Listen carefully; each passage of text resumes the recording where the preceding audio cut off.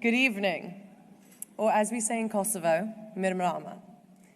Thank you, Damon, so much for your generous remarks. And thank you, Atlantic Council. You have been and continue to be a great friend to Kosovo, and it truly is an honor to be here to celebrate the 60th anniversary. I'm humbled to share the stage with tonight's honorees, Dr. Burla, Dr. Turecci, Professor Sahin. Thank you so much for everything that you've done to help us tackle the COVID pandemic. Your Excellency, Ms. von der Leyen, thank you for your leadership, and I can only apologize for the sleepless nights my other country must have caused you during these long and painful Brexit negotiations.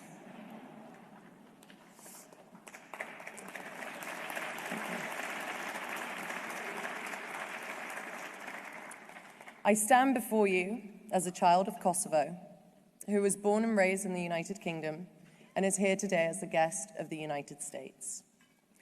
I come from a place most of you will have heard of, but perhaps not in the way I'm about to describe. I want to share with you a little bit about my Kosovo.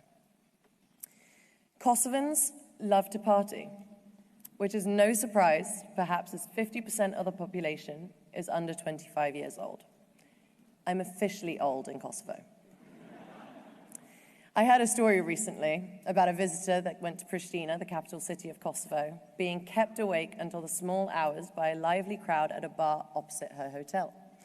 The next morning, she asked the reception what the occasion was, and they said, that? Oh, that was just a Monday.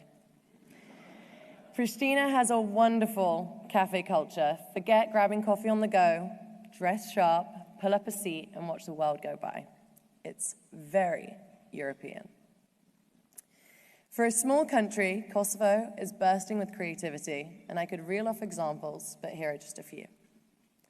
Hive, a beautiful Kosovan film, took 3 major awards at this year's Sundance. Watch out for it at the Oscars. Pristina will also host Manifesta next year, which is a contemporary art and culture biennale, and that will see the city overtaken with public art exhibitions and installations. And journalists from highly respected publications speculate on what must be in the water to produce so many successful music artists.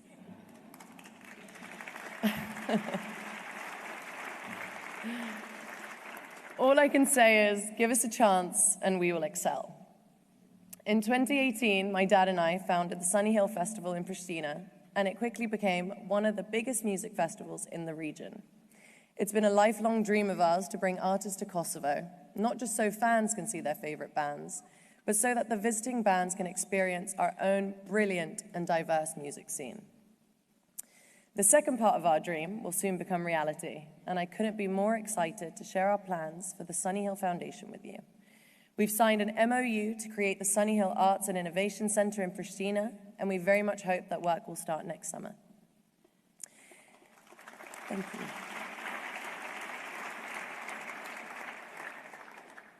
It will be a creative space where young people can learn about music production and performance.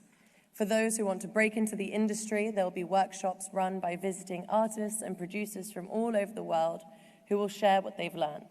And for others, the center will be a place to build confidence, learn some skills, and most importantly of all, have some fun.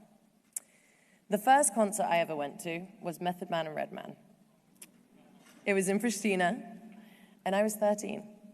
It was a bit random, really cool, and definitely not quite age appropriate. But it wasn't like I had any actual choice of shows. Kosovo is just too small a market to be included on most world tours. So now we bring artists to Kosovo. And without exception, everyone that we've invited to perform at the Sunny Hill Festival, from Miley Cyrus to Calvin Harris, is just blown away by the whole experience. They say it's one of the best shows they've ever done, as the energy is so roaring, the audience so present, and the welcome so sincere. The best performances are when you have that really great chemistry with the audience, and that somehow always seems to happen at Sunny Hill. However, appearances can be also deceiving.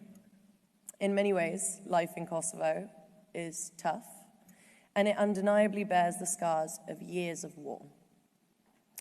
Even for those who mercifully escaped the war, it nonetheless leaves its legacy. My parents left Kosovo in 1992 as tensions were rising. while they were fortunate enough to make a good life in London, there were years when they knew they couldn't return home. That must have caused a pain I can only imagine. Sometimes when I talk to my parents about this time, they can speak for hours, and other times it's just too exhausting, and they say they feel they've lived through 300 years. For me, having this dual identity has actually been really positive. I'm always flattered when people comment on what they call my immigrant work ethic. It's true, it's a gift that's been passed down the generations. But even with a determined and bold national spirit, it takes time to recover and find a new footing. Today, Kosovo still faces many challenges, and often it's the young generation who bear the brunt of it. Young people struggle to find work, and their opportunities are hampered by restrictions that make it difficult to travel for work or pleasure. After we fulfilled all the criteria, the European Commission actually recommended visa liberalization for Kosovo for more than 3 years ago. So do you think we could get that done now, or?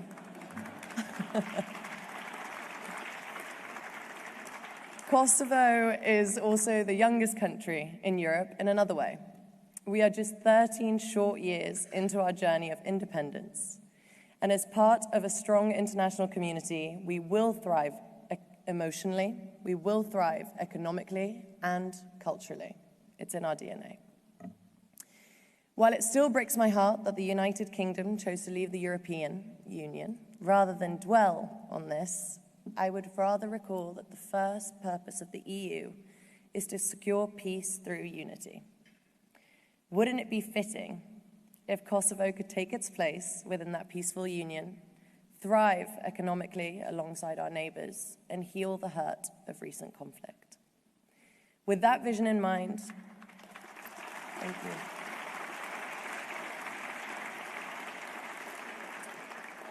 With that vision in mind, I accept this award with gratitude for all the young people of Kosovo, and to receive it on their behalf, I would like to invite Kosovo's own young leader, Her Excellency President Vjosa Osmani, to the stage.